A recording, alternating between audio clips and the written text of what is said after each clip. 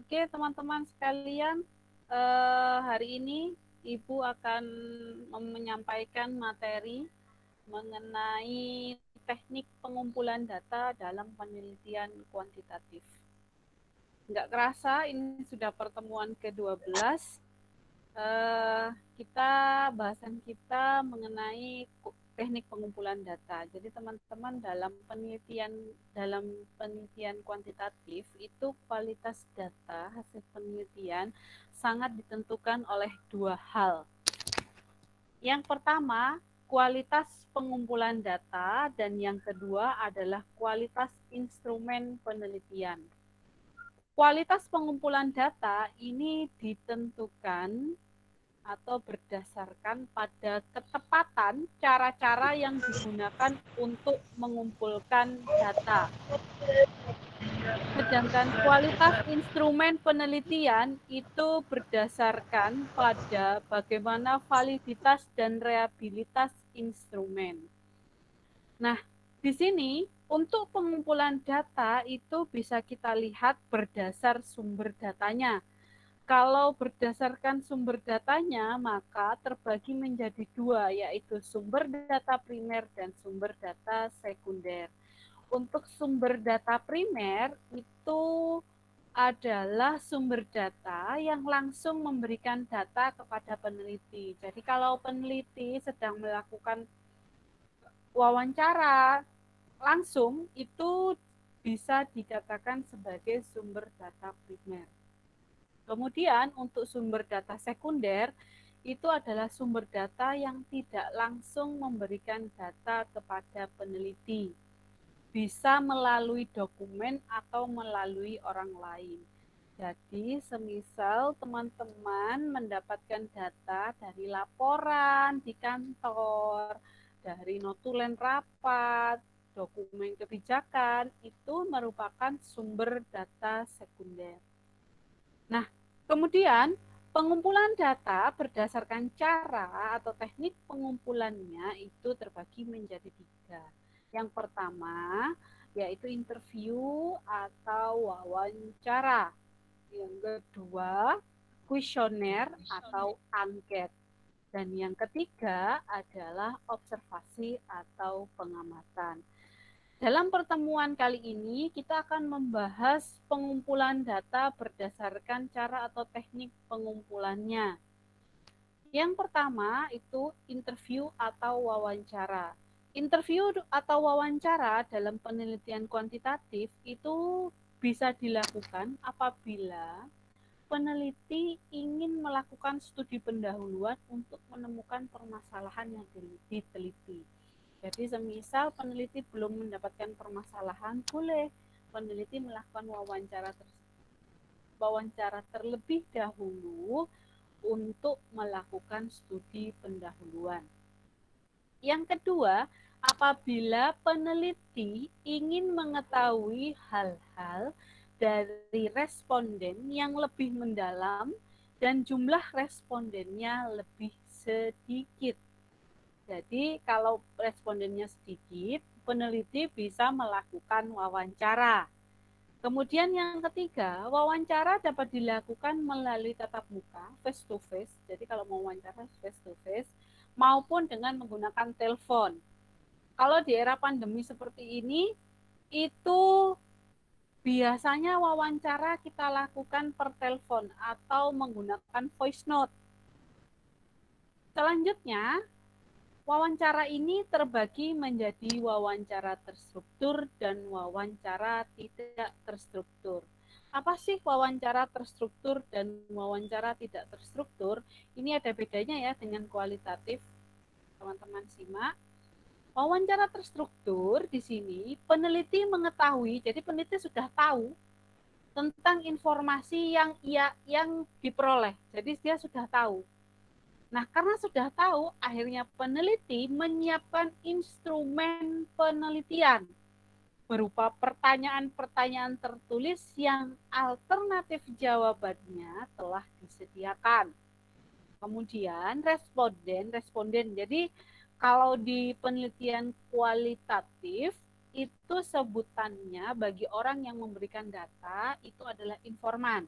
Kalau di kuantitatif istilahnya adalah responden.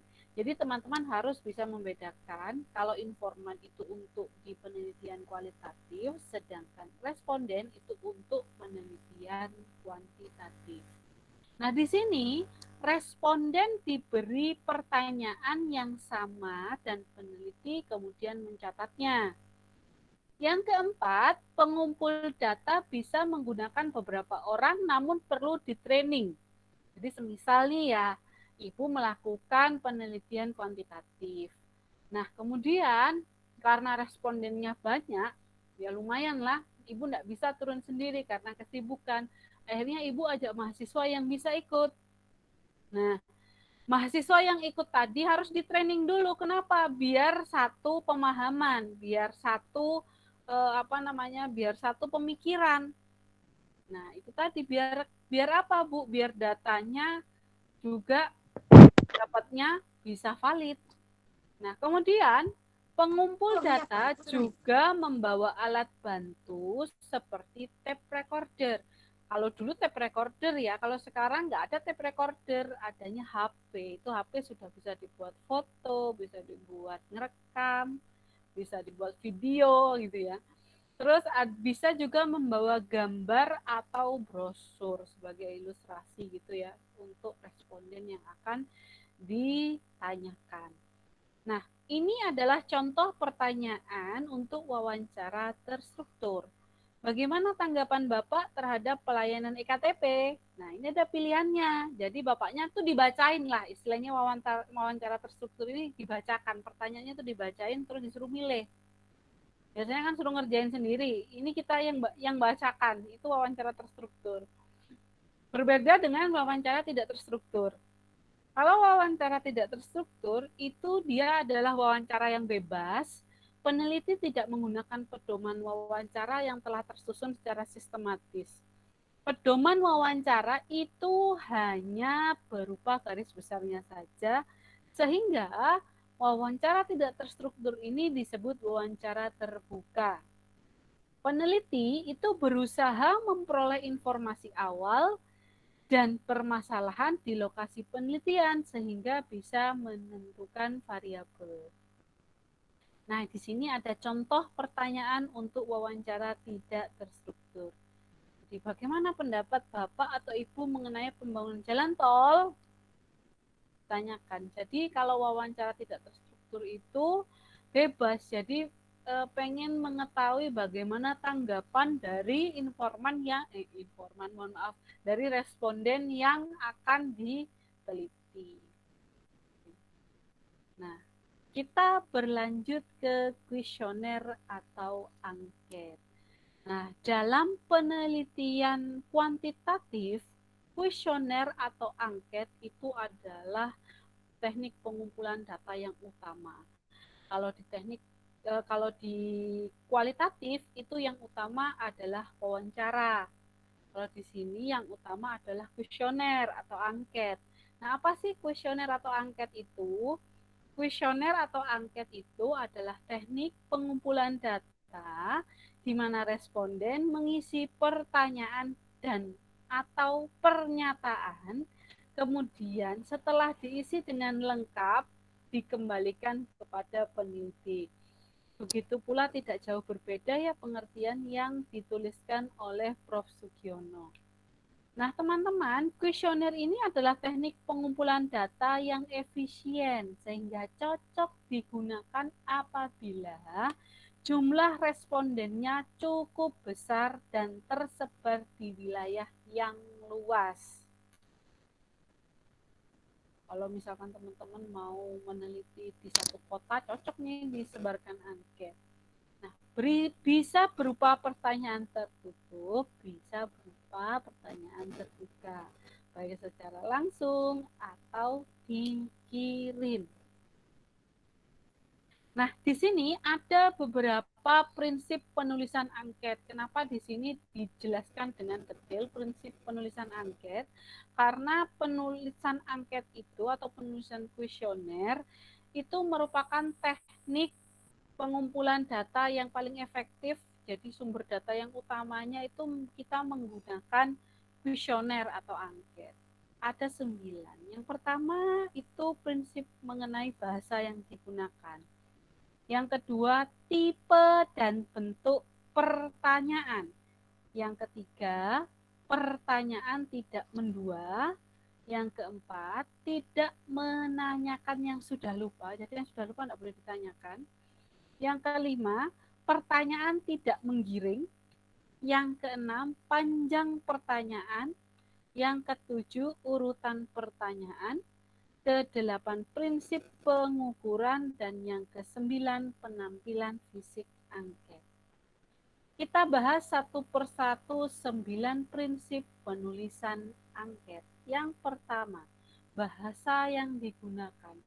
Jadi dalam membuat angket itu harus disesuaikan dengan kemampuan membaca responden.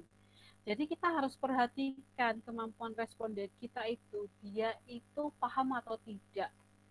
Misalkan yang akan dijadikan responden adalah anak-anak SD, maka bahasanya jangan tinggi-tinggi. Sesuaikan dengan bahasa anak SD, jangan disamakan dengan bahasa anak kuliahan. Nggak akan bisa mengerjakan, tidak akan bisa menjawab anak-anak SD tadi. Kemudian yang selanjutnya harus memperhatikan penguasaan bahasa. Jadi penguasaan bahasa di sini penting. Misal kita mau meneliti di sebuah daerah, misalkan di mana namanya di NTT, misalkan ya, misalkan. Nah, mungkin sebagian besar dari teman di sana, penduduk di sana tidak bisa bahasa Indonesia, bisa tapi tidak lancar. Jangan gunakan bahasa Indonesia, tapi gunakan bahasa daerah. Jadi kali bahasa daerah NTT mungkin kalian bisa bekerja sama dengan penduduk sekitar dalam membuat angket. Atau semisal respondennya tidak paham bahasa Inggris, ya jangan gunakan bahasa Inggris. Gunakan bahasa yang dipahami oleh responden.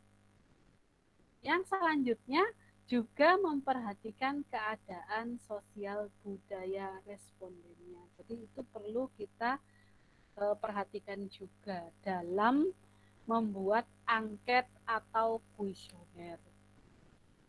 Selanjutnya, prinsip penulisan angket yang kedua adalah tipe dan bentuk pertanyaan. Tipe dan bentuk pertanyaan ini itu bisa terbagi menjadi dua, yaitu pertanyaan terbuka dan pertanyaan tertutup. Kalau pertanyaan terbuka, itu responden boleh menuliskan jawaban sesuka hatinya. Karena bentuknya adalah uraian, itu adalah pertanyaan terbuka. Tapi kalau pertanyaan tertutup, maka responden tinggal memilih salah satu alternatif jawaban yang tersedia. Kayak tadi pertanyaan yang tadi, sangat setuju, setuju, tidak setuju, sangat tidak setuju. Nah, itu adalah bentuk pertanyaan tertutup. Nah, kemudian di sini dengan pertanyaan tertutup tersebut itu mempermudah responden menjawab dengan cepat sehingga dihasilkan data nominal, ordinal, rasio, dan interval.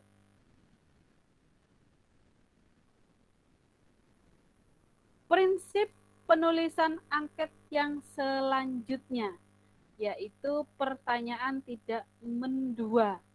Nah, ini kalau pertanyaan tidak mendua ini jangankan pertanyaan ya, kita aja katanya nggak boleh mendua gitu. Nah, di sini pertanyaan tidak mendua itu akan menyebabkan kesulitan bagi responden sehingga satu saja. Contohnya apa? Contohnya seperti ini, pertanyaan mendua ini adalah salah satu contoh pertanyaan mendua. Bagaimana pendapat Anda tentang kualitas dan kecepatan pelayanan KTP? Nah, ini adalah pertanyaan mendua. Kenapa? Karena di sini ada tentang kualitas, pertanyaan tentang kualitas dan pertanyaan mengenai kecepatan. Ini adalah pertanyaan yang mendua. Nah, sebaiknya dijadikan dua. Yang pertama, bagaimana pendapat Anda tentang kualitas pelayanan KTP? Yang kedua, bagaimana pendapat Anda tentang kecepatan pelayanan KTP? Jadi dipilah satu persatu. Jangan mendua. Yang selanjutnya, yang keempat, tidak menanyakan yang sudah lupa. Tidak menanyakan yang sudah lupa. Ya, kita di kehidupan nyata aja kita tidak bisa menanyakan yang sudah lupa. Masa mau tanya mantan yang sudah dilupakan, kan ya enggak enak juga ya. Nah, ini sama juga seperti itu. Ketika penelitian kita membuat angket, itu tidak boleh menanyakan yang sudah lupa. Seperti apa, Bu, menanyakan yang sudah lupa itu? Nah, di sini setiap pertanyaan dalam instrumen angket sebaiknya tidak menanyakan hal-hal yang sekiranya responden sudah lupa atau biasanya pertanyaan yang memerlukan jawaban yang sangat berat di masa lalu. Contohnya apa, Bu? Nah, ini misalkan contohnya, bagaimana menurut Anda kondisi Indonesia 25 tahun yang lalu? Misalkan, ya kan? Nah, itu ini akan memberatkan. Jadi, cobalah bertanya yang dekat-dekat aja, yang mudah-mudah saja. Kenapa? Kalau sudah yang susah, biasanya langsung responden itu malas untuk mengerjakan angket atau kuesioner kita. Nah, itu prinsip tidak menanyakan yang sudah lupa. Selanjutnya, prinsip penulisan angket selanjutnya adalah pertanyaan yang tidak menggiring. Pertanyaan tidak menggiring ini dimaksudkan pertanyaannya tidak boleh menggiring, jawabannya baik saja atau jelek saja. Nah, ini contohnya. Bagaimana jika bonus atau reward dinaikkan? Ya pasti jawabannya setuju. Bagaimana prestasi kerja saudara selama setahun terakhir? Ya pasti baik. Gak mungkin dia akan bilang, wah saya jelek, prestasi saya tidak ada. Ini seperti ini, kerja saya tidak baik, kan jelas tidak mungkin. Walaupun tidak baik, pasti kita akan bilang baik. Jadi hindari pertanyaan yang menggiring. Prinsip penulisan angket yang selanjutnya, yaitu panjang pertanyaan. Panjang pertanyaan di sini, ini dimaksudkan pertanyaan dalam angket sebaiknya tidak terlalu panjang karena bisa membuat jenuh yang mengisi. Jika semisal jumlah variabelnya banyak, peneliti harus membuat penampilan angket yang lebih bervariasi sehingga responden tidak jenuh. Berapa jumlah pertanyaannya? Jumlah pertanyaannya yang disarankan adalah sekitar 20 sampai 30 pertanyaan. Nah, untuk prinsip ke-7, 8, dan ke-9 bisa kita lihat di sini.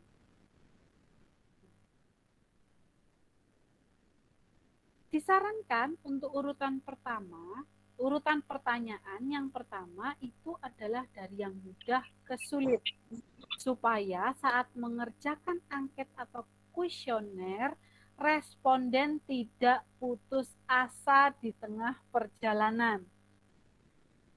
Selanjutnya, prinsip pengukuran ini berhubungan dengan bagaimana peneliti melakukan pengujian reliabilitas dan validitas angket sebelum diberikan kepada responden. Dan penampilan dari angket itu harus menarik. Karena kalau tidak menarik, biasanya responden akan malas. Coba teman-teman diberikan angket, kalau kertasnya kertas buram dengan kertasnya yang berwarna-warni, pasti akan lebih suka yang berwarna-warni daripada yang kertasnya buram. Oke, selanjutnya kita masuk ke observasi.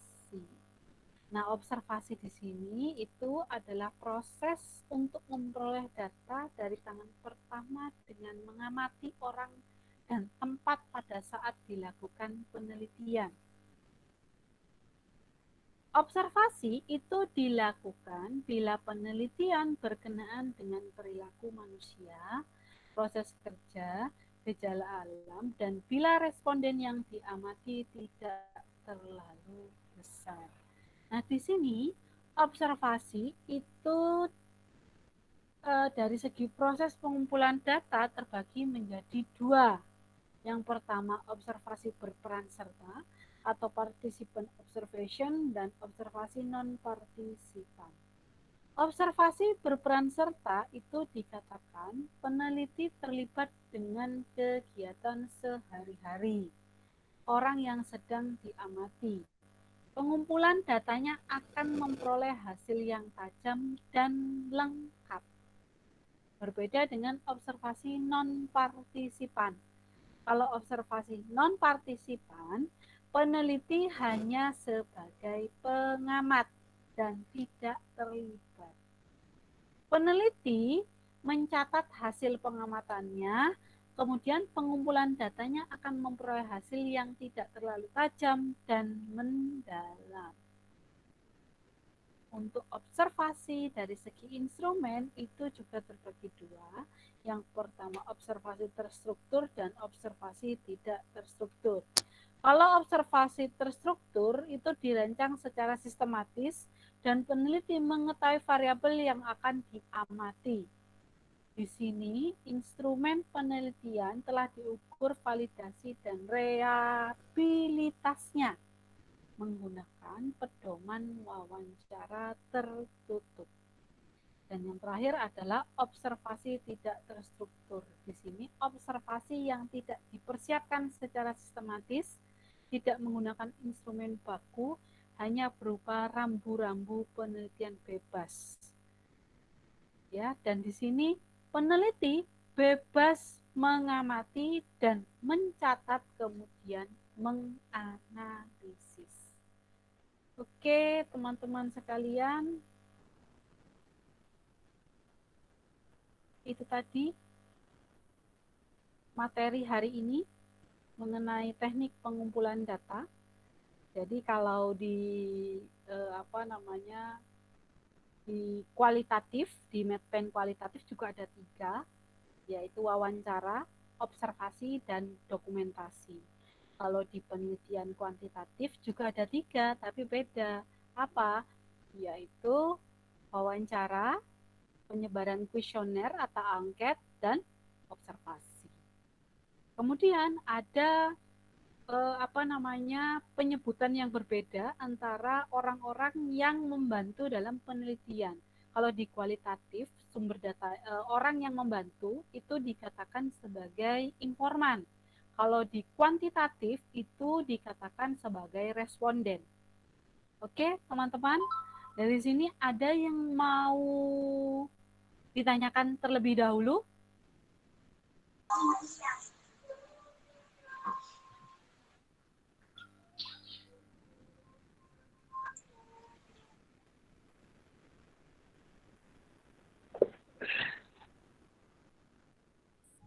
Saya, Bu. Siapa yang mau bertanya? Ignatius? Ya, mau tanya apa, Ya, Bu. Mas Ignatius? Oke, terima kasih. Tadi sudah menjelaskan terkait teknik pengumpulan data, di mana ada 3. Yang saya lebih kerucut di sini terkait proses pengumpulan data dengan wawancara, Bu, ya.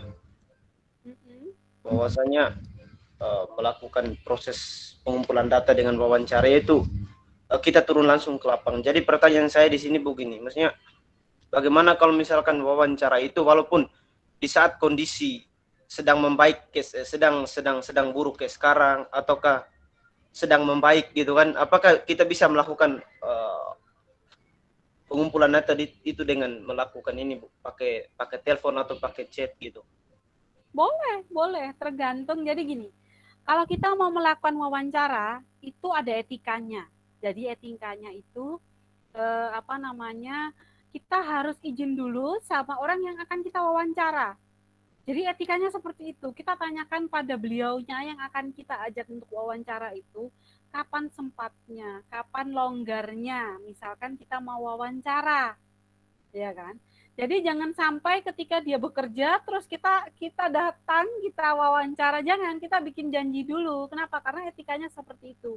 Dan selain itu, kalau kita membuat janji dulu, otomatis dia akan meng-cancel semua kegiatan. Dia sudah istilahnya dia udah ready untuk menjawab pertanyaan kita. Otomatis kalau kita sudah membuat janji, dia kan otomatis santai ya, tidak ada istilahnya kesal, tidak ada tertekan atau apa.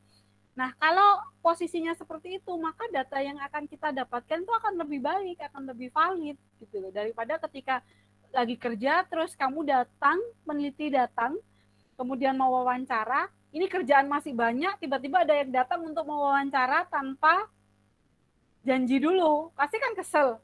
Akhirnya apa kalau kesel? Akhirnya kan jawabnya asal gitu loh. Padahal yang kita cari kan datanya yang benar-benar, jawabannya yang benar-benar memang benar gitu loh. Gitu Mas Ignatius. Ya Bu, terima kasih. Ada pertanyaan lagi lanjutan dari saya Bu terkait pertanyaan itu. Oke. Baik, terima kasih jawabannya.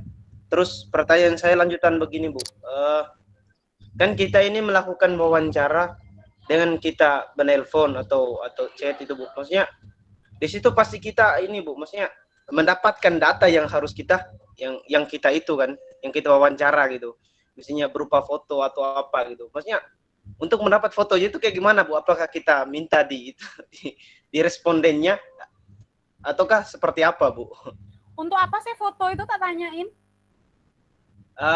Itu untuk melengkapi datanya itu Kak Bu. Maksudnya hasil wawancaranya itu seperti apa itu? Mas, sebenarnya itu ya tanpa foto pun ini kesalahan juga ya, salah persepsi mahasiswa juga. Yang ditempelkan di skripsi, di laporan itu bukan kalian sedang wawancara, tapi Ya soalnya data-data yang berhubungan dengan hasil wawancara. Jadi semisal kemarin kan sudah apa namanya, saya jelaskan sebelumnya sebenarnya. Jadi semisal kita dapat data, oh pelayanan KTP itu ada mobil SIM aja ya, misalkan pelayanan SIM itu ada mobil keliling. Nah, kita kasih foto apa ya, SIM kelilingnya sedang melakukan pelayanan itu seperti apa gitu loh. Bukan foto kita sedang wawancara sama orang, itu salah. Selama ini mahasiswa itu salah gitu loh. Itu hanya pendukung saja kalau kita sudah melakukan wawancara gitu loh. Tapi yang benar apa? Yang benar yaitu tadi mendukung dari hasil wawancara kita. Kenapa? Kalau di kualitatif itu ada namanya keabsahan data. Keabsahan data itu memastikan bahwa apa yang kita dapatkan dari wawancara itu sesuai dengan apa yang kita lihat, hasil observasi kita, sesuai dengan dokumentasi yang ada di kantor.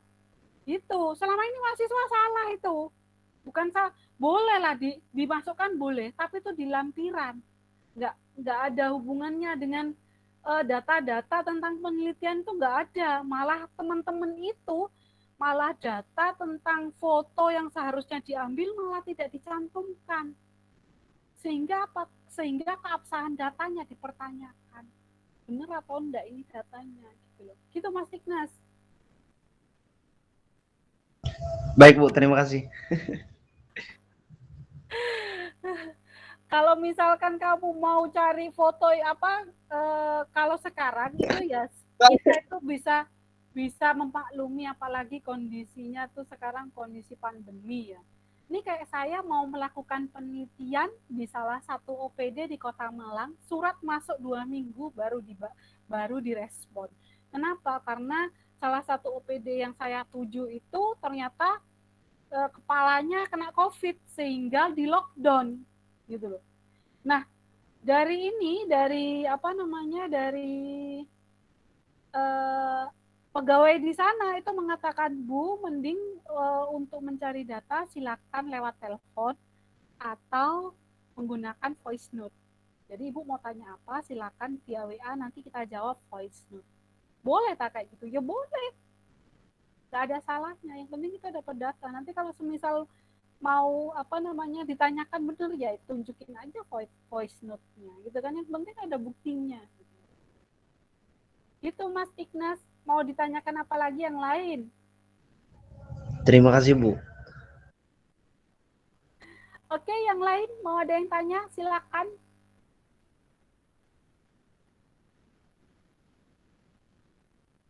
Dada.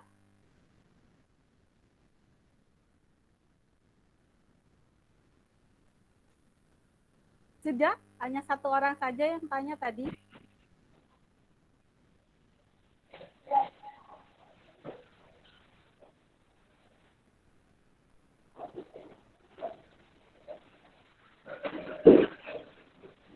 Oke, kalau ada yang tanya, ya kita akhiri saja perkuliahan ini.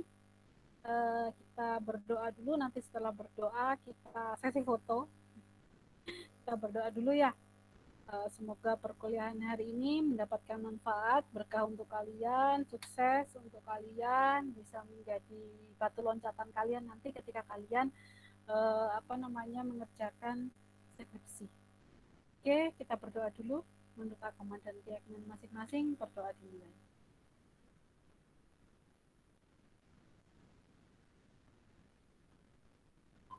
Berdoa selesai. Oke teman-teman, bisa hidupkan videonya, kameranya silakan diaktifkan. Kita foto bersama dulu, seperti biasanya. Foto bersama.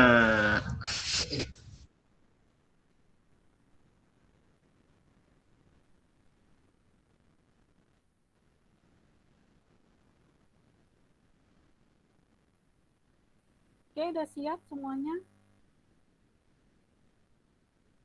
Saya kasih aba-aba ya. 1, 2, 3, senyum.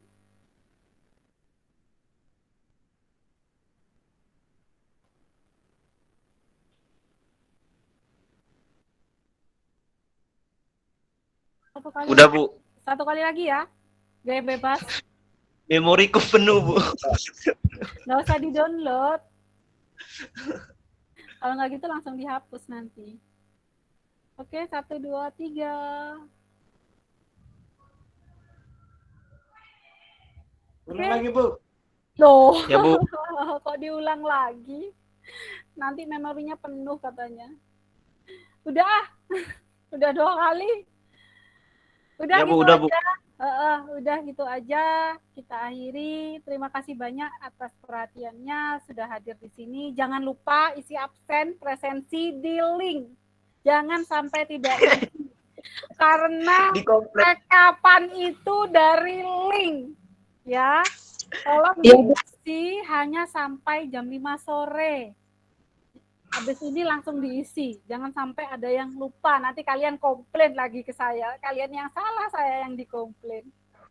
Oke, itu saja dari saya. Terima kasih banyak. Salam untuk keluarga. Tetap jaga kesehatan. Jangan lupa berdoa.